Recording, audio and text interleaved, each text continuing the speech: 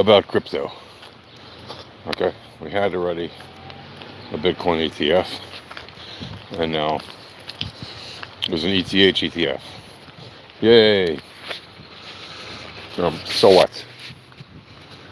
Yeah, well, so now it just means more institutional money can get into the space and gobble up whatever remaining Bitcoin there is to be gobbled up, which they're already doing since the Bitcoin ETF, and now whatever Ethereum is available to be gobbled up through retirement, pension fund plans, and retail traders or investors, and whoever else finds it particularly popular to buy into ETFs, which are generally considered investments much more than trading assets, because obviously people tend to buy them for the purpose of holding them.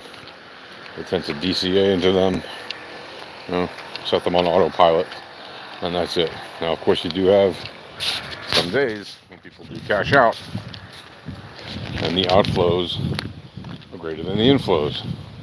And we saw that happen, for the first time on the Bitcoin ETF after some 70 days of the Bitcoin ETF being traded, and it should surprise no one to see some days like that happen on any ETF, right? Will the fact that there's an Ethereum ETF change the entire market and send the assets to the moon immediately? Well, obviously not, right? When the Ethereum ETF becomes available, probably at some point in June, right, it will become probably fairly obvious to everyone that it's just another asset on the market, and it's not going to radically change everything. Okay, the banks, and I've been saying this for donkey's years at this point, and I've already given you a spiel about it, which you would know if you watch my videos. The banks have been buying up crypto for many years, all while they've been lying to your face, saying, no, we don't touch that.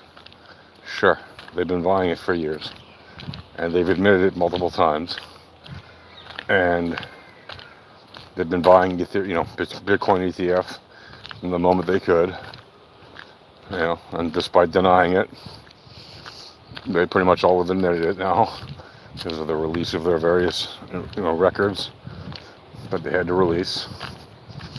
So it has become especially evident that not only have they been lying to you, which is no surprise because that's what banksters do. They lie and they steal and they cheat.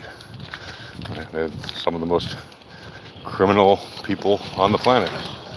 It has also become hilariously funny that the old saying that they would say, especially the anti-Bitcoiners, that only criminals and gangsters use Bitcoin, okay? And retail investors who hold Bitcoin and retail traders who hold Bitcoin would point to all the different various wonderful people that hold it and say, do these seem like criminals and gangsters to you?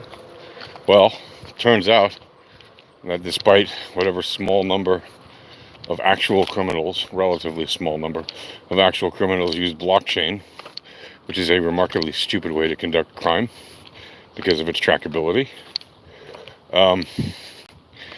Despite that relatively small number of actual criminals in that sense, common criminals, if you want to call them that, who are not in the elite circles, and despite all the vast ocean of people who are regular people who did not commit crimes with their Bitcoin or blockchain and just, bought Bitcoin and other crypto because they believe in the idea of cryptocurrency, right? They believe in all the, for whatever reasons that they particularly believe. Everybody has their own different reasons for valuing crypto and blockchain and cryptocurrencies and everything else. It turns out that the banksters have been buying it, as we've been saying for years, which we knew. Which means that, in fact, yes, it's true that it is used, bought and held and sold by by criminals and gangsters, in the sense that the banksters are some of the biggest criminals and gangsters on the planet. They just happen to do it wearing suits. Does this mean all bank people are bad? No, absolutely not. Absolutely not. There's plenty of wonderful people who work for banks. Plenty of amazing, great people who have high values, high ethics, are total professionals. And, they're just really doing a lot of great work, trying to help people in their communities or clients of their bank or who want to be clients of their bank. There are a lot of people like that. Of course there are. But the people at the top of the banks, the ones who actually do the vast majority of the stealing and the lying and the cheating, yeah, no, they're the biggest criminals that there are. Right? They really are. They are the ones who lie and cheat and steal at a scale that practically no one else on earth is even capable of doing, except for, the very top politicians in the top industrialized nations on the planet, who are able to create the conditions legislatively for the top banksters to commit the financial violence that they do. And yeah, I call it financial violence because that is what banksters do. Right? They absolutely create financial violence. Right? They harm people through their financial mismanagement. They harm the average trader, and they are shameless about it. And for anyone to call it anything else, well, you're either naive or you're complicit. There's no way about it. No other way about it. So, am I surprised that the banksters are the ones who are buying up the crypto? No, I've been telling you about it for many years. It was very obvious that they were doing this. Right? Tell a bankster, hey, here's a way you can make money that advantages you into the future. It costs you very little, relatively, to do it now. What do you think they're going to do? You think they're going to ignore that? Right? They're all about making the money, right? They love that cheese. They love that government cheese and they love that private cheese. They don't care where it comes from. Right? So the fact that they're able to buy and hoard massive amounts of cryptocurrency, and they are still doing it despite the relatively high prices that the assets have seen since Bitcoin first started, they realize it's going much higher. So they want as much as they possibly can get. That's why they're doing what they're doing. Because, again, they realize it puts them in an advantageous position relative to the rest of everybody else, who clearly, can't get their hands on nearly as much as the banks can. And that's why I've been telling you for many years, that the banks are doing everything they can to get their grubby little hands on it. And that's why the best strategy has been and remains for the average retail trader to even still now get your grubby little hands on what their grubby little hands are after. Okay? In my opinion, that's not yogurt melting advice. Is that a thing? Anyway, the reason that Bitcoin exists is frankly because the banks have been problematic. Well, so what's the solution for the banks? They're going to cause problems in Bitcoin too. How are they going to do that? Well, they're basically going to force however many governments they can to make it illegal for you to self-custody, which means soon, if you don't already have pseudonymous or anonymous wallets, or even if you do, it's going to be illegal for you to hold your own crypto. Why would they do that? Well, because they don't want you to have control over your own money. The same way that you're not basically controlling the money that you hold in your bank account.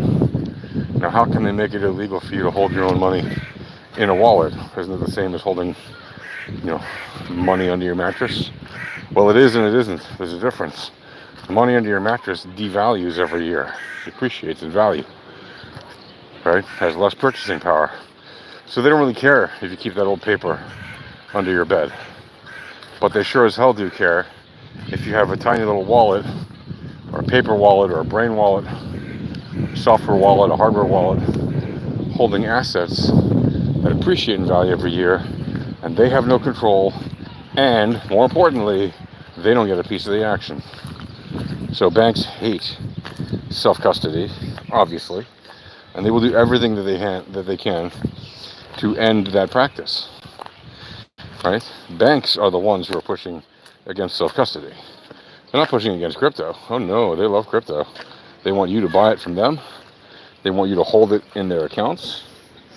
They basically want to control your life, and that means controlling your crypto. Whether they want to admit it or not, that's exactly what's happening.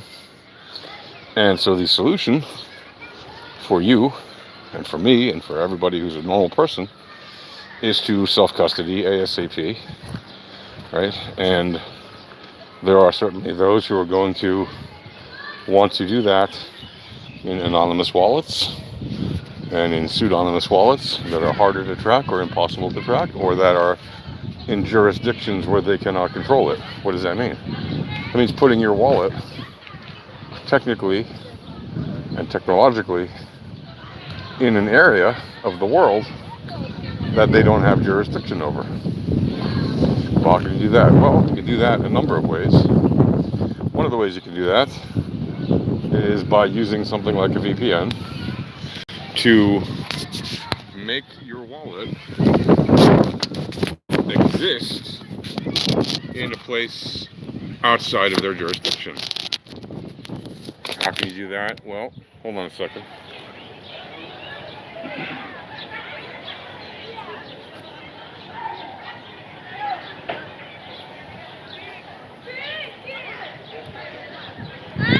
You could do that by using a VPN to make your computer or whatever you're using to connect to the internet be in a different country than wherever the jurisdiction is that affects you negatively. Put it in a country that's still friendly to crypto, and there will always be some countries that are friendly to crypto because they want to compete with the US market. So they will have different regulations and rules and laws that will allow you to self-custody.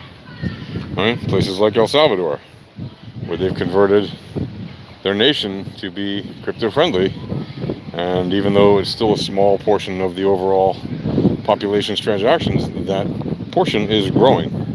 It will continue to grow. And there are other nations. France, for example, has long allowed people to use Bitcoin to settle debts, public and private. So, what that means is you can put your VPN in a crypto-friendly country, and there's a number of them, not just those two. In fact, if you want, I'll put a list up that you can download. If I haven't already, I think there is already a list on like the Alpha Trading website, and I put one up on my own sites. But I'll update it and put it up again. There's also on Wiki. You can look it up on Wikipedia. Nations that are friendly to crypto and all that stuff, and allow you to self-custody. And so you can therefore custody your crypto in a country that is technically friendly to crypto and self-custody, and through a device that is technically connected to that country, and is therefore conducting the transaction technically in that country, which means you can buy your crypto in that country, right? And keep your crypto on your wallet and conclude the transaction. When you disconnect your wallet, there you go. You're legally self-custodying your crypto. Right? And there are other things you can do too.